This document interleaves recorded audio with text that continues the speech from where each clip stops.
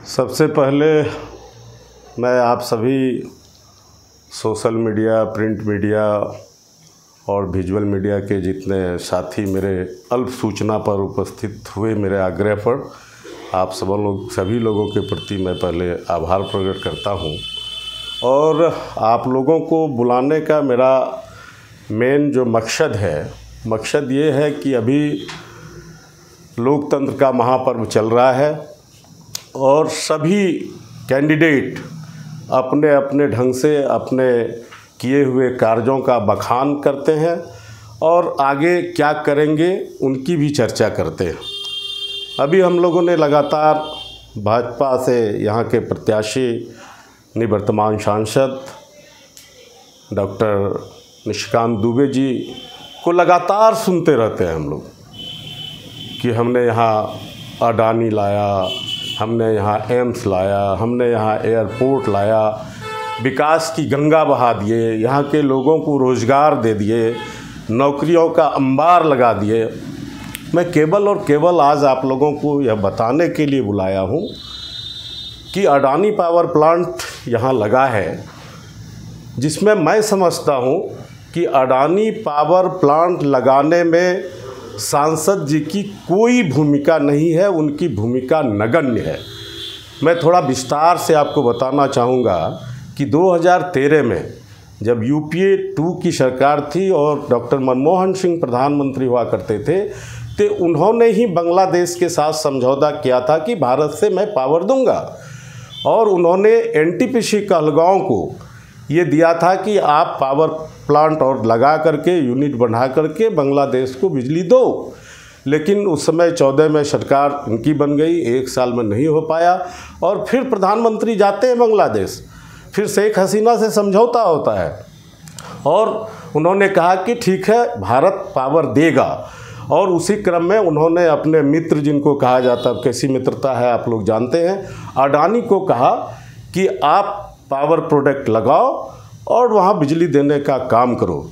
उन्होंने बांग्लादेश से सबसे नज़दीक पश्चिम बंगाल को चुनने का पहले प्रयास किया कि हमको कैरेज कॉस्ट कम लगेगा, इंफ्रास्ट्रक्चर तैयार करने में कम पैसे लगेंगे।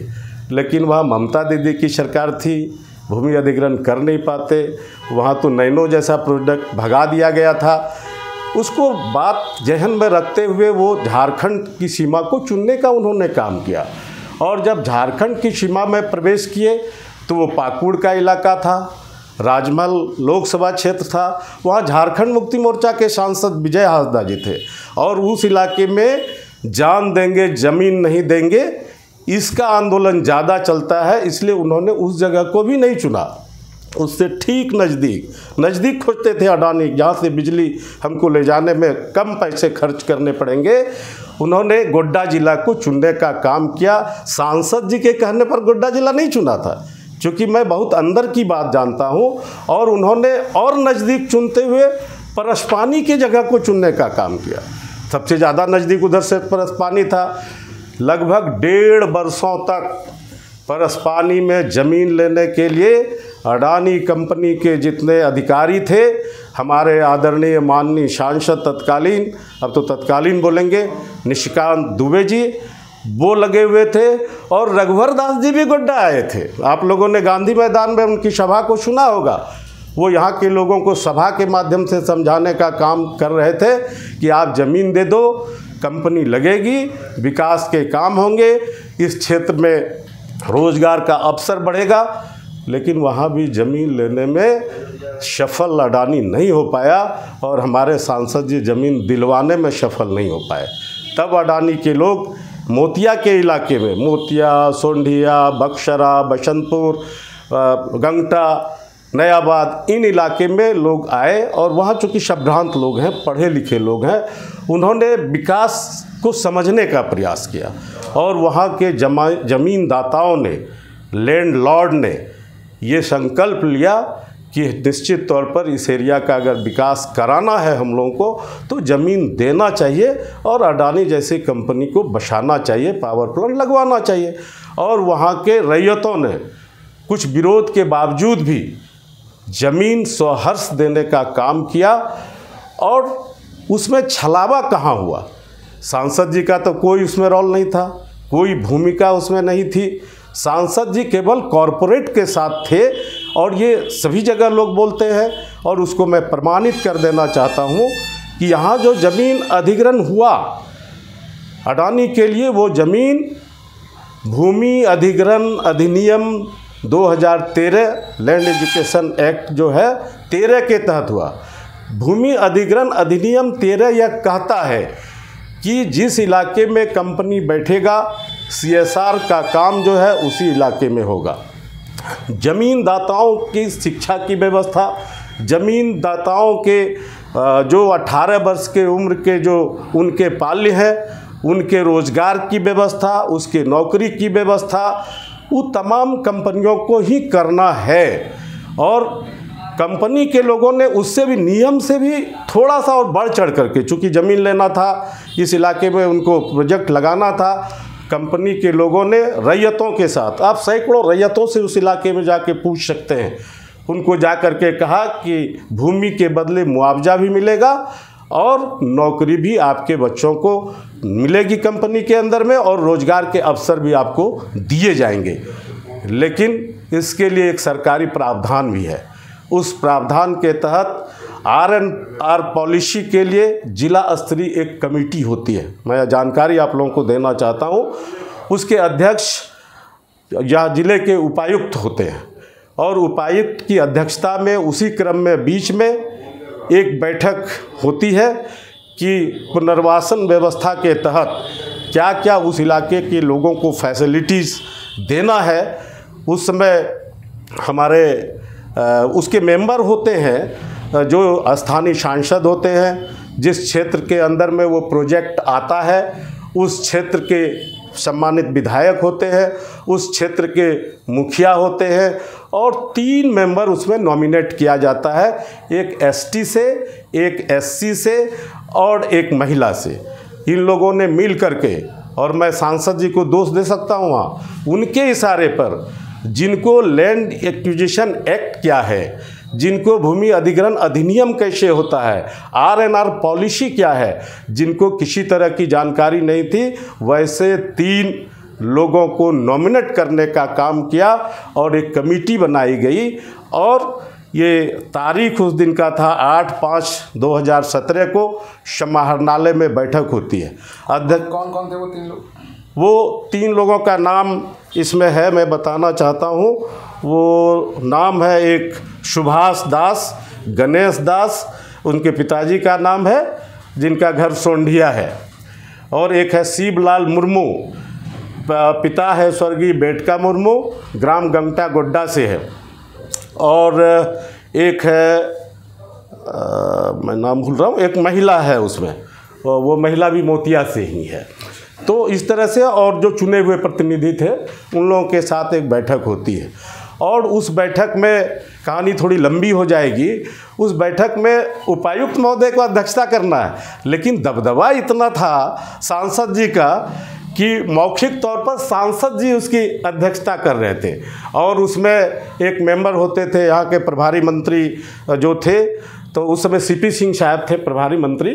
तो CP सिंह के ने उनको अधिकृत महागामा के विधायक, सम्मानित विधायक उस समय अशोक भगत जी को नॉमिनेट किया था उस बैठक में बैठने के लिए।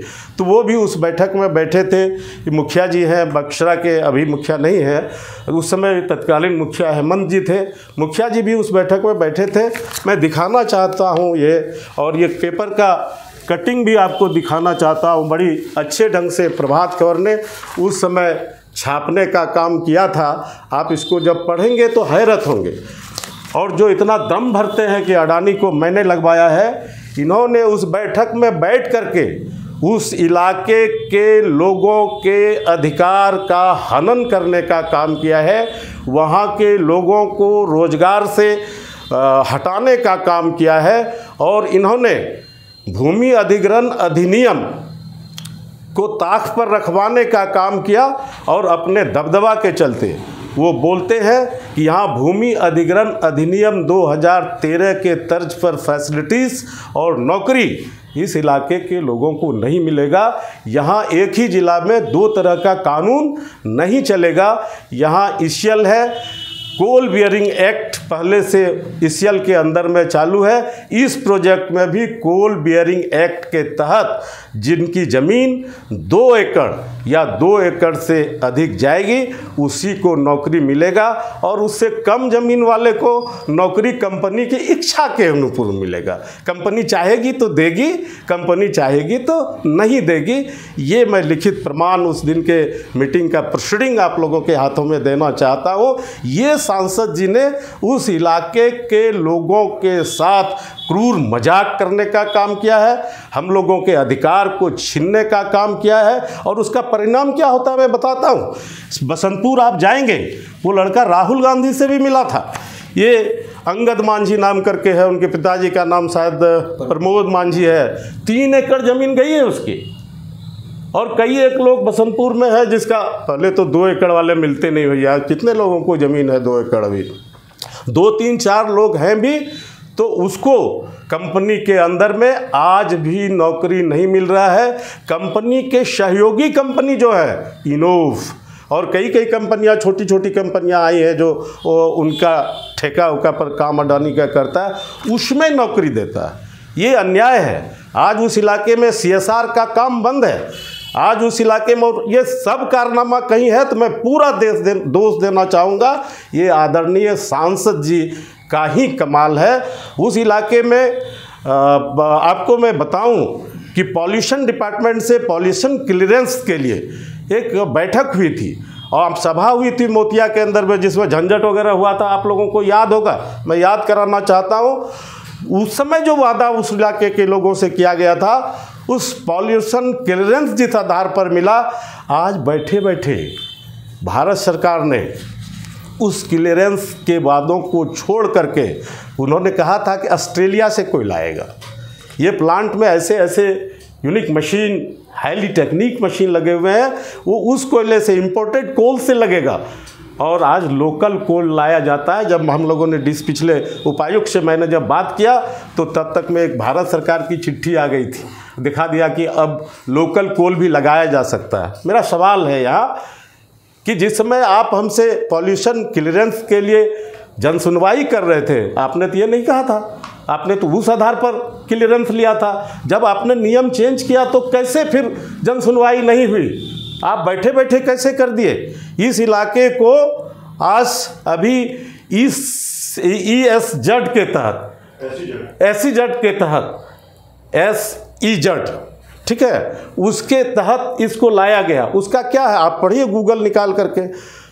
SEZ वहाँ लागू होता है, स्पेशल जो इकोनॉमिक जोन होता है, वैसे उद्योगों के साथ जोड़ा जाता है जो उद्योग रुग्ण हो जाते हैं। उस उद्योगों को सहयोग करके सरकार उसको आगे बढ़ाती है। ये उद्योग तो अभी लगा भी नहीं था, इसको रुग्ण उद्योग बनाया गया, और जिसके चलते उनको सबसे बड़ा फैसिलिटीज क्या है, वो जितने 16,000 करोड़ का जो लगाया गया, 1600 है या क्या है, 1600 मेगावाट है, और जो पैसे उसमें लगे हैं वो GST फ्री है। आज बिजली बांग्लादेश जा रहा, GST फ्री है। 2500 मेगा 1600 में 25% बिजली आपको देना था। अभी कल या परसों मैंने देख रहा था सांसद जी की उस ट्वीट को, सांसद जी कह रहे थे कि सरकार लेना नहीं चाहती बिजली, सरकार के पास पैसे नहीं है। ये बात तो पहले आप नहीं बोलते थे, आप चुनाव में बोल रहे हैं। बिजली देना नहीं चाहता, पूरी की पूरी बिजली MOU है 1600 मेगावाट वहाँ भेजने का, कैसे यहाँ देगा? तो ये स्थिति है। और इन तमाम, आज टैक्स फ्री है, आटा पर टैक्स, चावल पर टैक्स, पढ़ाई पर टैक्स, दवाई पर टैक्स, सब पर टैक्स, और अडानी के बिजली पर टैक्स फ्री। ये क्या है सांसद जी? यही इस इलाके में आपने लोगों को करवाने का काम किया है। न आज तक कोई स्कूल बना, न आज तक कोई अस्पताल बना। सारा वादा किया, वो सारे पेपर में आप लोगों को उपलब्ध कराऊंगा, वो सारा सब कुछ है। कभी सांसद जी ने एक शब्द इस पर बोलने का काम किया? मैंने सांसद जी को कहा है बैठ करके कि आप इन बातों पर बोले, लेकिन उस इलाके के लोगों को इन्होंने ठगने का, छलने का, उनके अधिकार के हनन करने का काम किया है। अब अडानी के इलाके में ऐसे लोगों का कभी प्रवेश नहीं हो सकता है, और आज चुनाव में ही उस इलाके से भी इनको समझ में आ जाएगा कि अडानी लगवाए हैं, कि अडानी उस इलाके के लिए अभिशाप बनाने का आप काम कर रहे हैं। इन्हीं शब्दों के लिए, इन्हीं बातों को बताने के लिए आज आप लोगों को हमने बुलाया था। आप लोगों के प्रति पुनः मैं आभार प्रकट करता हूं, आपने समय दिया। ताजा हालात क्या है उस इलाके के, मतलब अडानी के लगने से, प्रोजेक्ट चालू होने से क्या प्रभाव पड़ रहा है फिलहाल? अभी तो आप लोग सबसे पहले तो आप गर्मी झेलते हैं। अभी गोड्डा का तापमान सबसे ज़्यादा, पूरे राज्य में सबसे ज़्यादा आए बगाए गोड्डा का ही रहता है। अभी मात्र कम ही दिन हुए हैं, आप उधर जब जाएंगे तो पूरा जगह धूल धूसरित हो गया है, प्रदूषण सारे इलाके में फैलना शुरू हो गया है। मतलब गर्मी का कारण आप अडानी को मान रहे हैं? हाँ बिल्कुल, इसके पहले तो आज 60 बरस उम्र हो गया जी, कभी इस जिला का नहीं रहता था उतना ज़्यादा तापमान अन्य जिला से ज़्यादा। जल स्तर का भी स्थिति बहुत, हाँ जल स्तर भी काफ़ी नीचे गिरा है। और सबसे बड़ी बात है कि उसके लिए उसकी कोई सुविधा नहीं है, सड़कों पर धूल उड़ते रहता है। जब बहुत बार जोर लगाएंगे तो एक टैंकर पानी लाता है, यहाँ से वहाँ तक गिरा दिया, फिर कान में तेल दे करके कंपनी सोई रहती है। सारे बाहरी लोग हैं। जब कानून बना, एक बात और आपने छेड़ा तो मैं बता देता हूँ, आप जांच